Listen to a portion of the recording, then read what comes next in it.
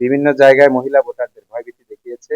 বিশেষ করে মহিলা ভোটারদেরকে ওরা বোরকা খুলে ওদেরকে বস্ত্রহীন করে রাস্তায় ঘুরাবে, এই ধরনের ভয়ভীতি ওনারা দেখিয়েছে। আমাদের প্রতিপক্ষ বন্ধুরা কিছু কিছু জায়গায় আমাদের ভোটারদের, আমাদের এজেন্টদের বিভিন্নভাবে ভয়ভীতি দেখাচ্ছে, বাড়ি বাড়ি গিয়ে তাদেরকে হচ্ছে তারা যেন এজেন্ট না হয়, এর মধ্যে দাঁড়িপাল্লার পক্ষে যেন তারা কাজ না করে। সমাজের বিভিন্ন শ্রেণীর আমাদের প্রতিপক্ষ বন্ধুদের এই ধরনের অনাকাঙ্ক্ষিত যেই হুমকি ধামকি অব্যাহত আছে, সেই বিষয়গুলো আপনাদের সামনে আমি ক্লিয়ার করার জন্য এখানে আমাদের দাঁড়িপাল্লার পক্ষে যিনি কাজ করার জন্য আমাদের যেই ভোটাররা কর্মীরা মাঠে রয়েছে, এই কর্মীদেরকে বিভিন্ন জায়গায় আমাদের বিশেষ করে মাথালের প্রতিপক্ষরা, মাথাল মার্কার যিনি আছেন, ওনার দলের কর্মীরা ম্যাক্সিমাম জায়গায় আমাদের বাধা দিয়েছে এবং এজেন্টদের আজকেও বুরবুরিয়া গ্রামে আমাদের এজেন্টদের বাড়িতে গিয়ে হুমকি দিয়ে আসছে, যদি তারা ভোট কেন্দ্রে এজেন্ট হিসেবে যায় তাদেরকে বাড়ি থেকে ছাড়া করে।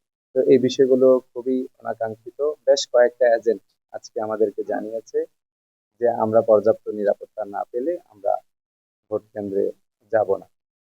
আমাদের মরিচাকান্দি কেন্দ্রে সেম অবস্থা হয়েছে, আমাদের আহ সৈফুল্লাহ কান্দি কেন্দ্রে হয়েছে, পাড়াতলি কেন্দ্রে হয়েছে।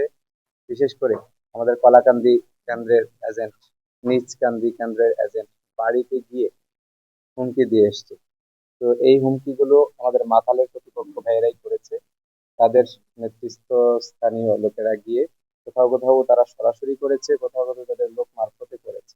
তো আমাদের এজেন্টরা এই ব্যাপারে ওরা ভয়ে আছে যে তারা সুষ্ঠুভাবে কেন্দ্রে গিয়ে এজেন্টের দায়িত্ব পালন করতে পারবে। আমি এটার একটা ভিডিও ক্লিপ আপনাদের সামনে আমি দেখাতে চাই।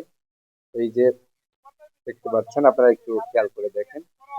জি, এখানে ওনারা বিভিন্ন জায়গায় টাকা বিলি করছে ভোটারদের কাছে।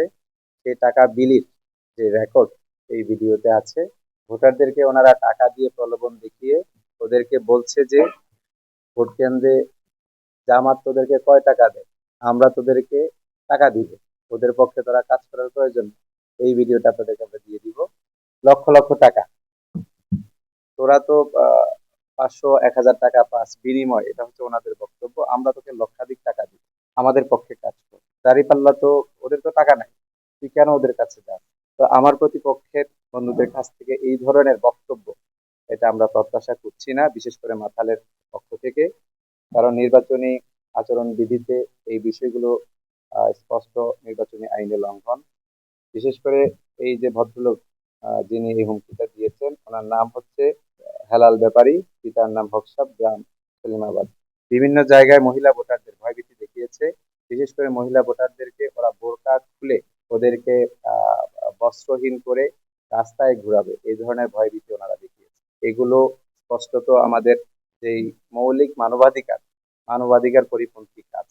এই বিষয়গুলো মাতালের মতো একজন জুনায়েদ সাকির প্রতিপক্ষ, আমার মাতাল মার্কার উনি এই আসনের উনি দাঁড়িয়েছেন, উনি প্রার্থী।